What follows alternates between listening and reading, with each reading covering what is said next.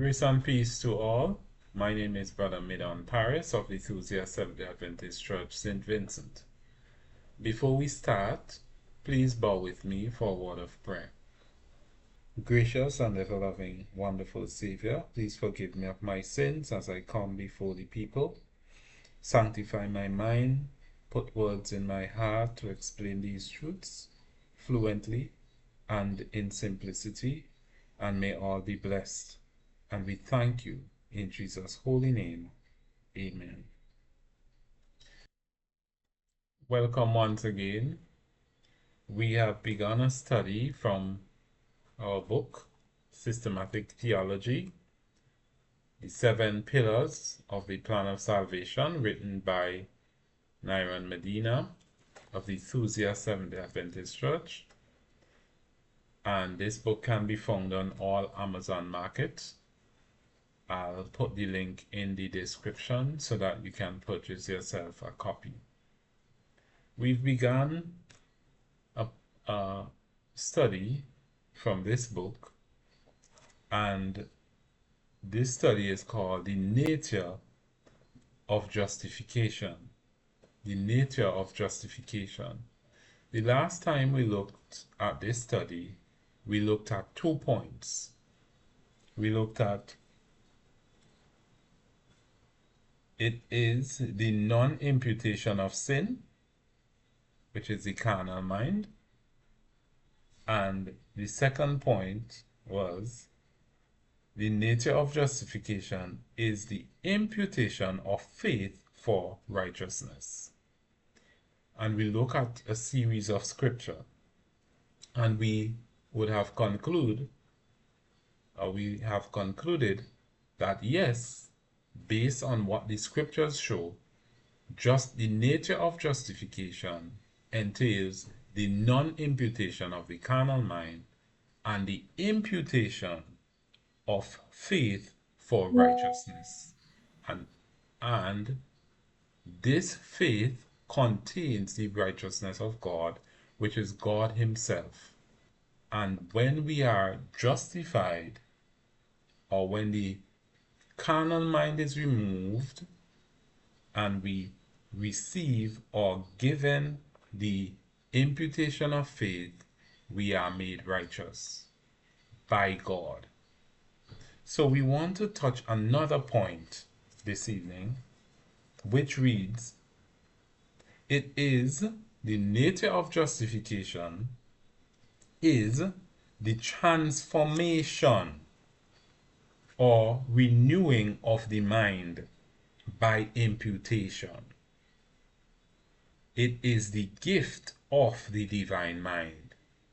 That is very important. Let me read it again. The nature of justification is the transformation or renewing of the mind by imputation. It is the gift of the divine mind. This is what we are told. This is what we are shown by God in Scripture. Let us see a series of Scripture that shows us that the nature of justification is a transformation or renewing of the mind by imputation. It is the gift of the divine mind. So what is imputed? The gift of the divine mind. It is imputed into the man. So we are looking at a subjective nature of justification. Let's see some scriptures that proves this. We will first look at Psalm 51 and verse 10. What are we told here? It says, Psalm 51 and verse 10, create in me a clean heart, O God, and renew a right spirit within me. Here we see David is praying to God, and he's asking God to create in me. So we are looking at the imputation of the divine mind into the man, into David. This is what he's asking God for. He knows it is possible. He knows God wants this to be done in him. And so he's praying to God to create in him a clean heart and to renew a right spirit in him. So first you need a clean heart for you to get a right spirit. And the word spirit there is experience. So with him having the right heart or the renewed heart, then his experience, his passion, his emotions, his affections will be right. That means the mind must first be changed, like we looked at the last time. The carnal mind must be non-imputed, and the faith must be imputed for righteousness. And then the works, the affections and passions will be subjected to the higher powers of the mind, the reasoning of the mind. This is what we are told here. But let's look further. Let's look at Titus 3 and verse 5. We are going to the second witness now, or the New Testament. We're looking at Titus 3 and verse 5. What does it say here? Verse 5. Not by works of righteousness which we have done, but according to his mercy he saved us by the washing of regeneration and renewing of the Holy Spirit. So we are told it is not by our own works, not by the works that we have done, that we are made righteous. Or do we have the imputation or the renewing of the mind? No. It is according to his mercy. Whose mercy? God's mercy. According to God's mercy, he saves us. He saved us by the washing. He is the one who washed us from sin, from the carnal mind. He is the one who washes us. And by the washing of regeneration or renewing, these are the adjectives used by Paul here. By the washing of regeneration and renewing of the Holy Spirit. So who is doing the renewing? The Holy Spirit. Who is doing the regenerating? The Holy Spirit. Who is doing the washing? The Holy Spirit, who is God himself. So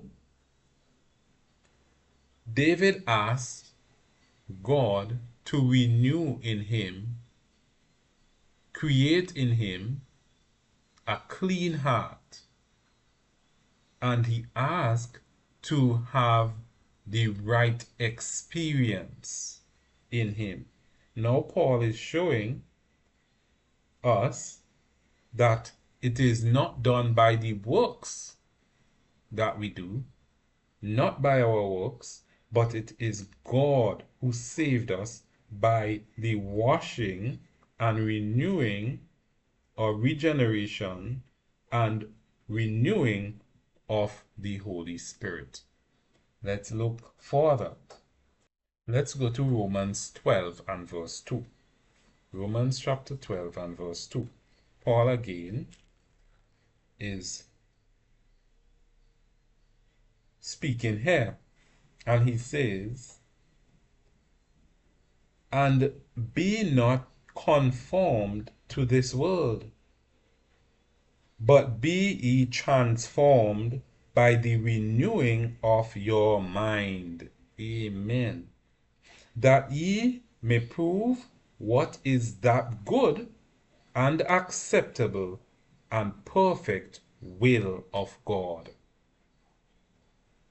So the he is talking about the conformation to the world. He is talking about a renewing of the mind by not being conformed to the world.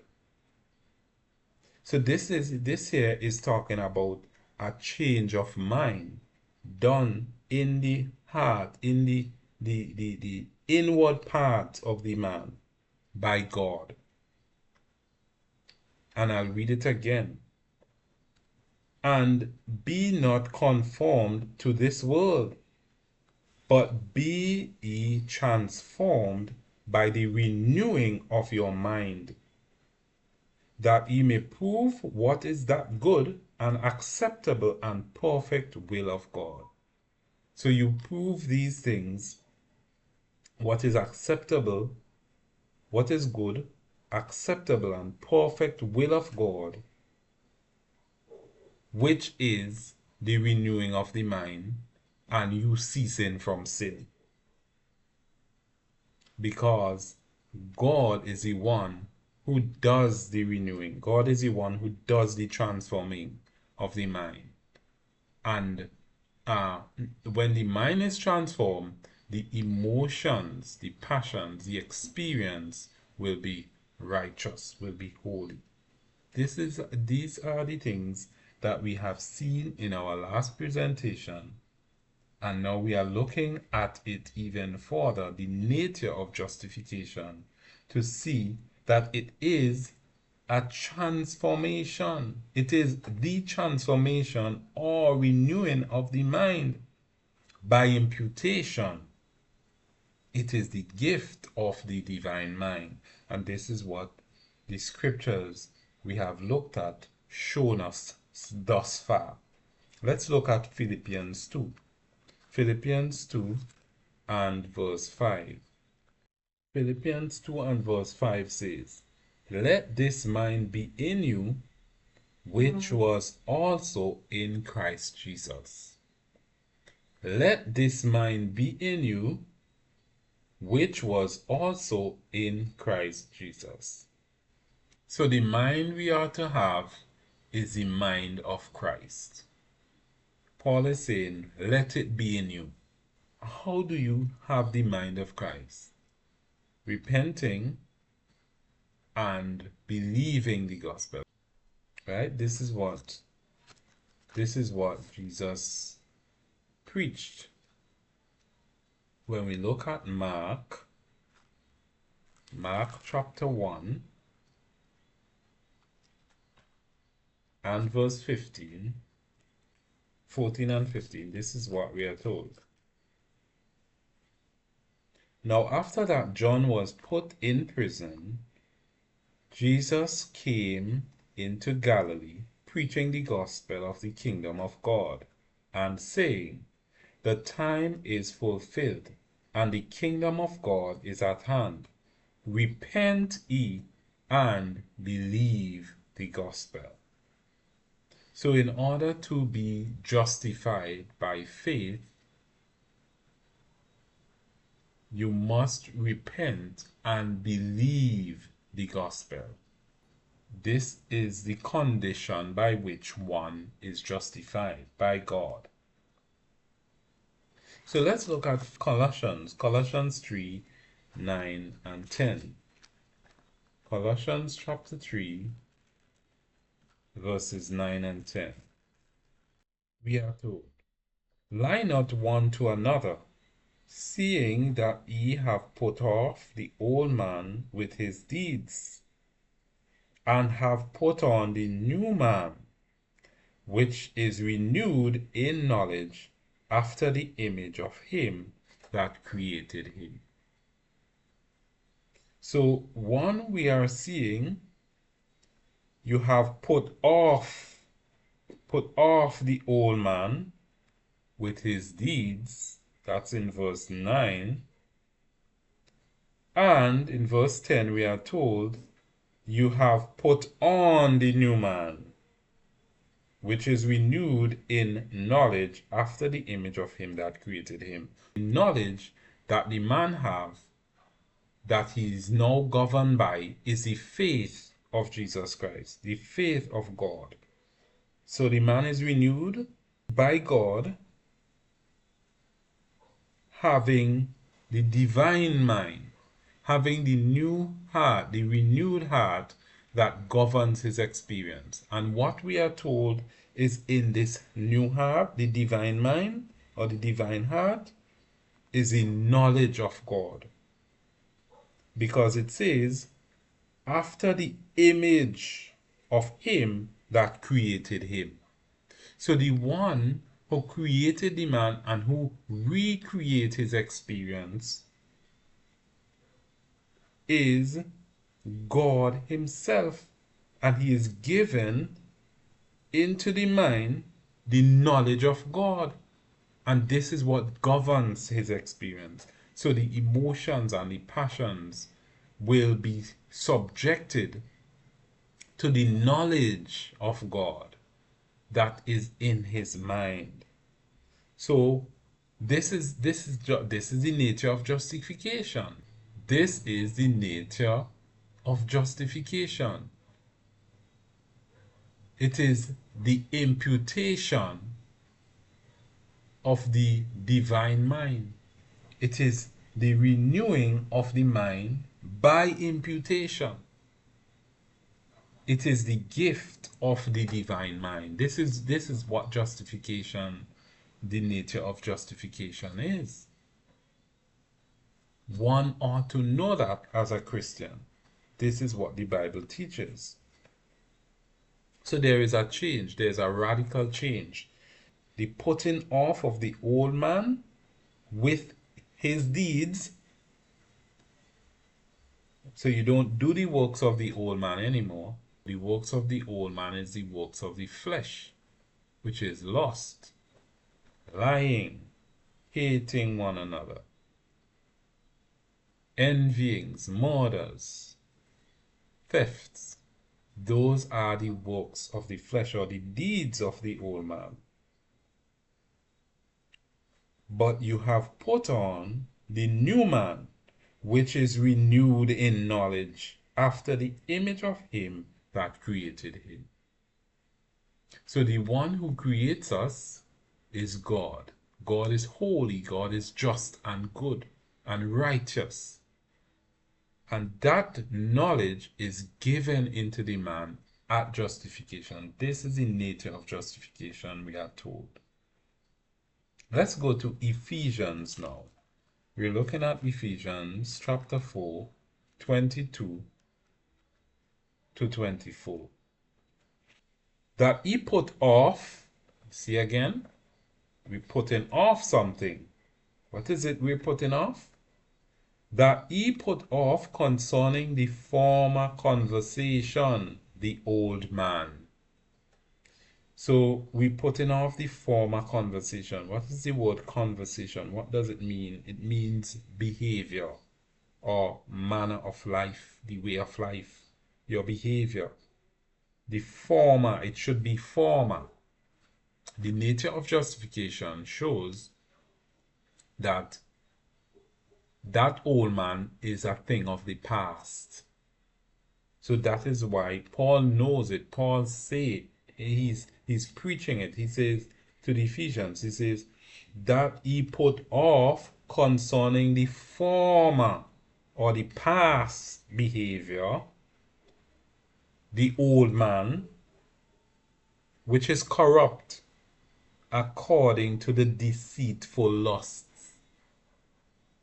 Verse 23 says, and be renewed in the experience of your mind. Be renewed in the spirit of your mind. And that, in verse 24, he put on the new man, which after God is created in righteousness and true holiness. So, we are shown here again that the old man must be put off because it is corrupt according to the deceitful lusts. And we are told that we are to be renewed in the spirit of our mind, the experience of our mind. And that he put on, this is imputation. So we are talking here about the gift of the divine mind by imputation. It is imputed into us. So we are putting off something and we're putting on something. We're taking off, putting off the old man, and we're renewing in the spirit of, we are being renewed in the spirit of our mind, and we are putting on the new man, which after God is created in righteousness and true holiness. So this holiness is God himself. It is true. And God is truth. Amen. God is truth. Yahweh is truth. So when we get the divine mind, God is divine, we are getting a mind that has the knowledge of God in it.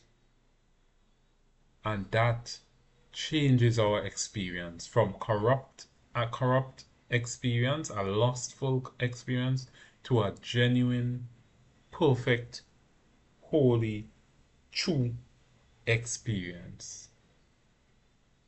Amen. Now let's put two texts together. Psalm 119 and verse 151. Psalm 119, 151, and Psalm 51 and verse 6. So Psalm 119 and verse 151 says, Thou art near, O Yahweh, and all thy commandments are truth. Now let's go to hold that text, hold Psalm 119 and 151, and turn the pages of the Bible to Psalm 51 and verse 6. Let's read it. It says,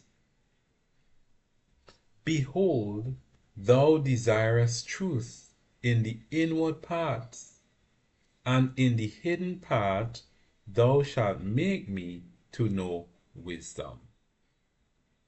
Thou desirest truth in the inward parts, and in the hidden part thou shalt make me to know wisdom.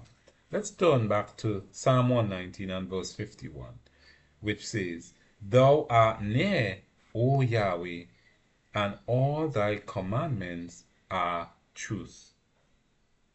So, thou art near, O Yahweh, meaning Yahweh is in you. How? When Yahweh comes to the man, when he comes to the man who repents and believes the gospel, he goes into the heart of the man by faith. So it means Yahweh is near to him, meaning being in his thoughts, in his mind by the knowledge of faith. Right? And it says, all thy commandments are truth. So it means that knowledge, the knowledge of the spiritual law, who is Yahweh himself, the divine mind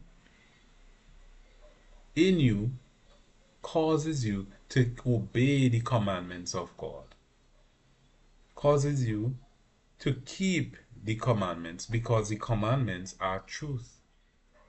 And then the scripture says that God is truth. Yes, God is truth. And so when we turn back now to Psalm 51 and verse 6, we are told again, Behold, thou desirest truth in the inward parts.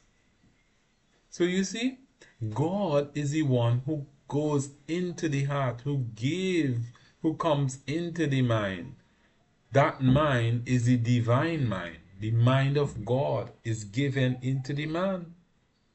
God is truth. Behold, thou desirest truth in the inward parts, and in the hidden part thou shalt make me to know wisdom.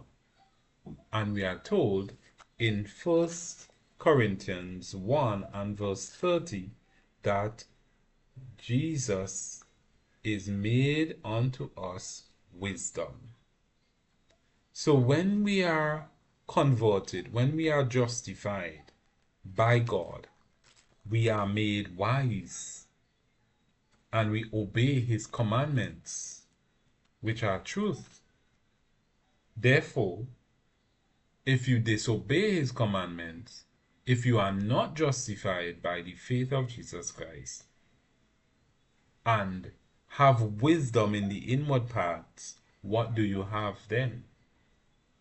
It will be foolishness. It will be a knowledge that is corrupt after the old man. But God desire truth in the inward part. Let's see what 1 Corinthians 1 and verse 30 says to us. It says, but of him are ye in Christ Jesus, who of God is made unto us wisdom and righteousness and sanctification and redemption. These beautiful truths is what is placed in the mind of the converted man, that he may live holy, that he may live in true holiness unto Yahweh, which is the knowledge of God in the mind of the man. God himself, the divine mind given into the man.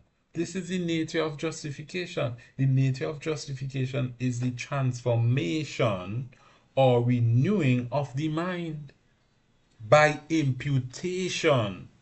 It is the gift of the divine mind. Don't you want that? This is what every single individual on the face of the earth should want, because it causes you to be at peace with God. It causes you to be at peace with your fellow men. Romans 8, 4 and 6 is our final text. Let's look at Romans chapter 8, verses 4 and 6. We are told that the righteousness of the law might be fulfilled in us, who walk not after the flesh, but after the Spirit. So the righteousness of the law is fulfilled in us, meaning we keep the righteousness of the law in us. The law is truth. God is truth. So we keep in the spiritual law in us, that we may walk not after the flesh, but after the Holy Spirit, having the divine mind in us. And verse 6 says, for to be carnally minded is death. So the man who is carnally minded, the man who has the mind of sin, the man who have the old man, that man is in the experience of death. For to be carnally minded is death, I read again. But to be spiritually minded, or to have the divine mind, is life and peace. To be spiritually minded is to have life in you, the experience of eternal life in you, and to have peace with God in you. Therefore, you are not at enmity with God, but you are at peace with God and with your fellow men. So we'll stay there for now. But next time we will continue, and we will see that justification, the nature of justification, is a subjective substitution, or it is vicariously subjective. This is the nature of justification, and we will continue and show you these biblical facts. These are truths that you can trust from the Holy Scriptures, that when you repent and believe the gospel, genuinely, God forgives you. And that forgiveness is justification. That is the nature of justification, meaning God non-imputes the carnal mind by removing it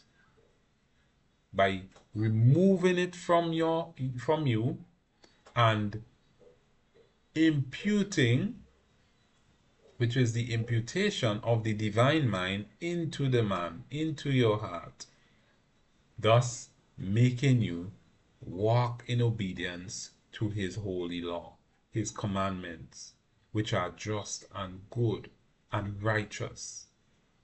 So you will live holy unto Yahweh. This is very important, and these are the things that we want to bring to you, that you can know that you can live above sin, that you can live over sin. Sin does not have to have dominion over you. And this is one of the scriptures that we are told by Paul. Let me just read it as it came to my mind. Right. So I'll read from verse 11. I'll read verses 11 and verse 14. It's Romans chapter 6. I'll read from verse 11 to verse 14, which says, Likewise, reckon ye also yourselves to be dead indeed unto sin. So you are not committing sin. You are dead to sin, meaning sin have no answering card in you. You are dead to it. So reckon yourself like that. Count yourself like that. See yourself like that. This is what it means to reckon oneself as dead to sin. Likewise, reckon ye also yourselves to be dead indeed unto sin, but alive unto God through Jesus Christ our Lord. Let not sin therefore reign in your mortal body, that ye should obey it in the lust thereof. So we should not let sin reign in our mortal body, in our affections and our emotions, in our minds and thoughts, in our mind and thoughts. We should not let sin reign in our mortal body, that we should obey it in the lust thereof. Neither yield ye your members as instruments unto unrighteousness, unto sin, but yield yourselves unto God as those that are alive from the dead, and your members as instruments of righteousness unto God. This is your hope of overcoming sin. This is your hope of living sin-free. This is your key into immortality. Because when you are justified by faith, when you have the divine mind in you, you get life in you. You get everlasting life in you. And if you maintain everlasting life in you by sanctification, you will have an immortal body at the appearing of Jesus Christ. And this is what we are told. We are given hope from the scriptures. We must not yield our members as instruments unto unrighteousness, unto sin, but we must yield ourselves unto God as those that are alive from the dead, and our members as instruments of righteousness unto God. Verse 14 says now, For sin shall not have dominion over you. Sin shall not have dominion over you, for ye are not under the condemnation of the law, but under grace. The law doesn't point out any sin in you. The law doesn't have to condemn you because you are sin free. You are not transgressing the law. We are not under law, but under grace. Being under the law there means to be under the condemnation of the law. And this is what we are told throughout scriptures. So the righteous man ought to know this. He ought to know the nature of justification. He must know, because this is where your eternal salvation lies. This is where your salvation lies. So these are the things we wish and we hope and we pray for you to know.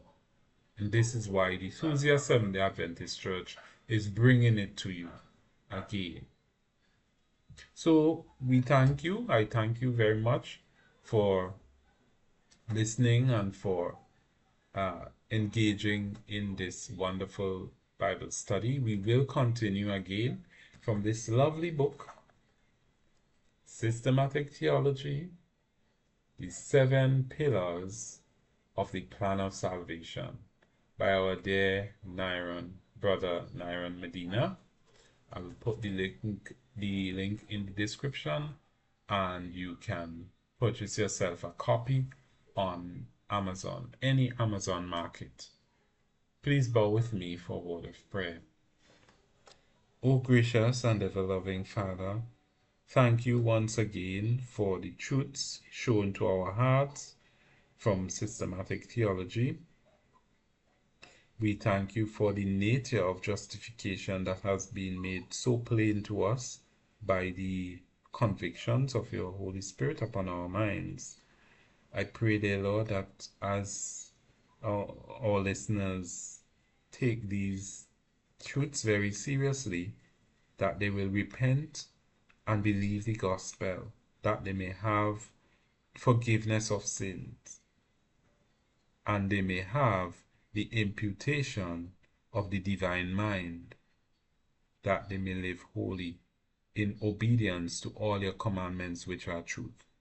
Thank you, dear Father, for hearing and for blessing us. In Jesus' name, amen. Amen.